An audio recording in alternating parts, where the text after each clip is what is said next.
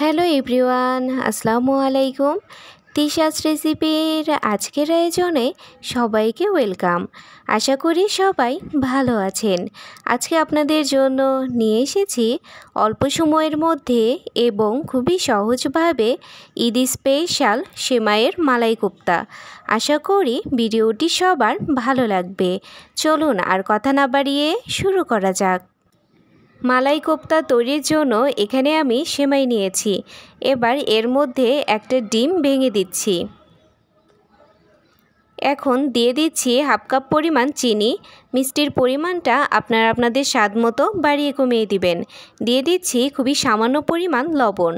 এবার সব কিছু আমি ভালোভাবে মিশিয়ে নিব।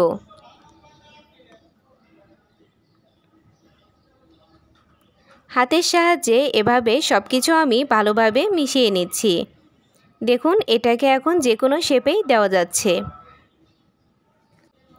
চুলায় একটা প্যান বসিয়ে দিয়ে দিয়েছি রান্নার রেগুলার তেল।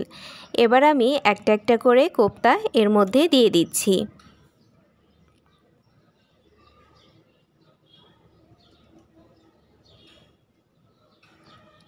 এবার এগুলো আমি উল্টে পাল্টে লালচে কালার করে ভেজে নিব। দেখুন, এগুলো আমি লালচে কালার করে ভেজে নিয়েছি। এবার আমি চুলা থেকে নামিয়ে ফেলব। এবার মালাই তৈরির জন্য দুধটা আমি ভালোভাবে ফুটিয়ে নিয়েছি। এখন এর মধ্যে দিয়ে দিচ্ছি হাফ কাপ পরিমাণ চিনি। মিষ্টির পরিমাণটা আপনারা আপনাদের স্বাদ মতো বাড়িয়ে কমিয়ে দিবেন। এখন অল্প অল্প করে কাস্টার্ড পাউডার অ্যাড করব। এখানে কাস্টার্ড পাউডারটা আমি পানিতে গুলিয়ে নিয়েছি। এটা অল্প অল্প করে অ্যাড করছি আর এভাবে নেড়েচেড়ে নিচ্ছি।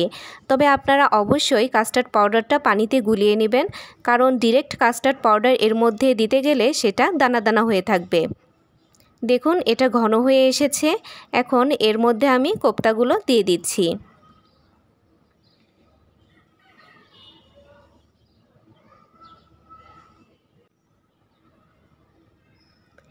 এবার এটাকে আমি 2-3 মিনিট ভালোভাবে রান্না করে নিব। আর এরই মাঝে দেখুন এটা হয়ে গিয়েছে। এবার চুলা থেকে নামিয়ে ঠান্ডা করে নিব।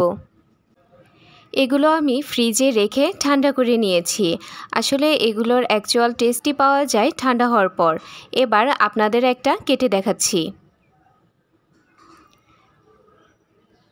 দেখুন কতটা সফট হয়েছে।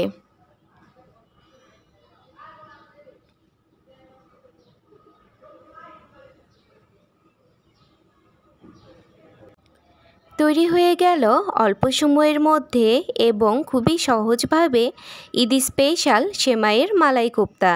আপনারা বাসায় অবশ্যই এভাবে বানিয়ে খাবেন এবং খেয়ে কেমন লেগেছে আমাকে কমেন্ট করে জানাবেন।